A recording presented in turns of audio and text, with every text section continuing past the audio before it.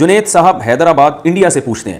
کیا نظر لگ جانے کے ڈر سے کوئی آدمی اپنی پراپرٹی یا مالی معاملات کو چھپا سکتا ہے یا جھوٹ بول سکتا ہے یا نہیں؟ جھوٹ بولنا تو جائز نہیں ہے،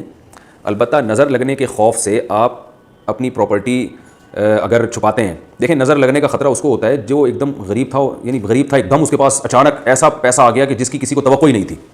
تو ایسے آدمی کو چاہیے احتیاط سے کام لیں، آہستہ آہستہ بتائیں۔ جیسے میں نے ایک بیان میں ذکر کیا کہ آپ انتہائی غریب تھے، بس ایک دم آپ کا چھکا لگ گیا اور آپ کا بزنس آسمانوں تک پہنچ گیا،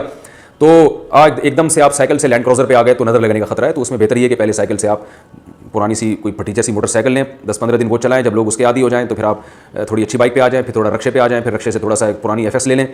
دھکا اسٹارٹ ہو، اس کے بعد پھر آہستہ آہستہ آہستہ لوگ یعنی عادی ہو جائیں گے آپ کو دیکھ کے، بھائی یہ یعنی ایک دم اچھمبے کی بات نہیں ہوگی، تو پھر ہوتے ہوتے ہوتے ہوتے ہوتے آپ کرولا پہ آئیں، پھر لینڈ کروزر پہ آئیں، پھر اس کے بعد آپ کا اپنا جہاز ہو، آپ خود پائلٹ بن کے اس جہاز کو اڑائیں، تو انشاءاللہ نظر نہیں لگے گی۔ یہ اتنے سارے جو جہازوں میں پائلٹ اڑ رہے ہیں ان کو تھوڑی نظر لگتی ہے، تو اس لیے کہ ڈائریکٹ سائیکل سے یہ آسمان پہ نہیں پہنچے ہوتے، تو نظر لگنے کا خطرہ جو ہوتا ہے نا وہ عام طور پر ایسی کنڈیشن میں ہوتا ہے کہ ایک بالکل اچھمبے کی بات ہو جائے، تو آہستہ آہستہ کر کے اگر ہوگا تو نہیں انشاءاللہ نظر لگے گی۔ اور دوسرا، نظر سے بچنے کے جو دوسرے اہتمام ہیں وہ بھی کیے جائیں، جو حدیث میں دعائیں آتی ہیں، اعوذ بکلمات اللہ التامہ من کل شیطان وہامہ ومن کل عین لامہ، اس دعا کا معمول بنایا جائے، سورہ فلق سورہ ناس کا معمول بنایا جائے تو انشاءاللہ نظر نہیں لگے گی۔ اس معاملے میں زیادہ وہمی بننا ٹھیک نہیں ہے، اب کب تک چھپاتے رہیں گے ساری زندگی، غریبوں کی طرح گھومتے رہیں گے؟ اللہ نے آپ کو پیسہ دیا ہے، حدیث میں یہ بھی تو آتا ہے ان اللہ یحب ان یرا اثر نعمتہ علی عبدہ، اللہ یہ چاہتے ہیں کہ اللہ نے جب کسی کو دولت دی ہو تو اس کے لباس و پوشاک سے وہ دولت نظر آنی چاہیے۔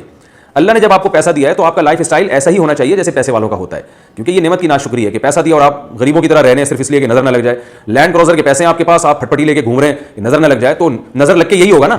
لینڈ کروزر میں گھوم کے نظر لگے گی تو پھٹپٹی پہ آ جائیں گے آپ، تو ابھی سے پھٹپٹی پہ گھوم رہے ہیں بھی تو نظر لگی نہیں ہے، تو کیا فائدہ؟ تو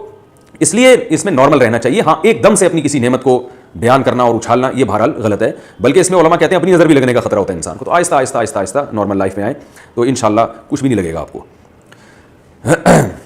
جھوٹ بولنا جائز نہیں، اور ہاں اس سے اہم بات یہ ہے کہ حاسدوں کو ویسے بھی اپنی دولت نہیں بتانی چاہیے،